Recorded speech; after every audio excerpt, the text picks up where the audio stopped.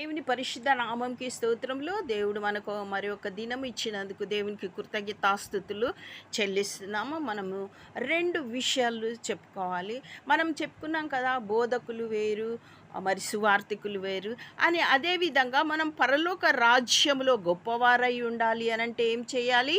మరి పరలోక రాజ్యము మనది సొంతం చేసుకోవాలంటే, మనం అందులోకి వెళ్ళాలి, అది సొంతం చేసుకోవాలి అంటే ఏం చేయాలి? ఈ 2 విషయాలు మనం చెప్పుకుందాం. మత్తయి 5:2లో అప్పుడు యేసు క్రీస్తు వారు నోరు తెరిచి ఇలాగూ బోధింప సాగెను. ఏమని? And he open his mouth and taught them saying. ఏమని? 3వ వచనంలో, ఆత్మ విషయమై దీనులైన వారు ధన్యులు, పరలోక రాజ్యము వారిది. Blessed are the poor in spirit, for theirs is the kingdom of heaven. ఎవరైతే దీనులై ఉంటారో వారు పరలోక రాజ్యాన్ని స్వతంత్రించుకుంటారు. ఆ విధంగా మనము ఎందులో? ఆత్మ విషయమై దీనులై ఉండాలంట. అంతేకాదు, మత్తయి 5:19లో నువ్వు పరలోక రాజ్యంలో గొప్పవాడై ఉండాలంటే చివరి లైను, బోధించువాడెవడో వాడు పరలోక రాజ్యంలో మిగుల అల్పుడనబడును. నువ్వు బోధిస్తున్నావా? నేను గొప్పవాడిని అనుకుంటున్నావా? కాదు. ఎప్పుడు నీవు పరలోక రాజ్యంలో గొప్పవాడిగా ఉంటావు అనంటే, అయితే వాటిని గైకొని బోధించువాడెవడో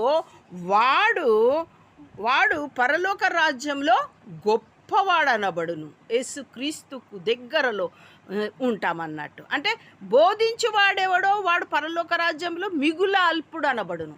బోధిస్తావా? నువ్వు చాలా అల్పుడవు పరలోక రాజ్యంలో. చాలా చిన్న పాత్ర నీది. కానీ వాటిని ఏటినైతే నువ్వు బోధిస్తున్నావో, ఏ వాక్యమునైతే నువ్వు బోధిస్తున్నావో దాన్ని అనుసరిస్తూ, దాన్ని గైకొంటూ, దాని ప్రకారం నువ్వు జీవిస్తూ బోధిస్తే మాత్రం పరలోక రాజ్యంలో నీవు చాలా గొప్పవాడివి. 19 shall teach man, so he shall be called the least in the kingdom of heaven. But whosoever shall do and teach them, the same shall be called great in the kingdom of heaven.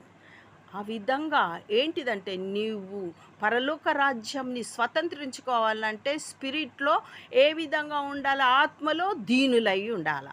మరి బోధించు విషయంలో నువ్వు దాన్ని గైకొన్నప్పుడు పరలోక రాజ్యంలో గొప్పవాడిగా ఉంటావు. ఈ 2 మనం సాధించాలంటే మనం ఈ విధంగా ఉండాల్సి వస్తుంది. దేవుని సన్నిధిలో మనం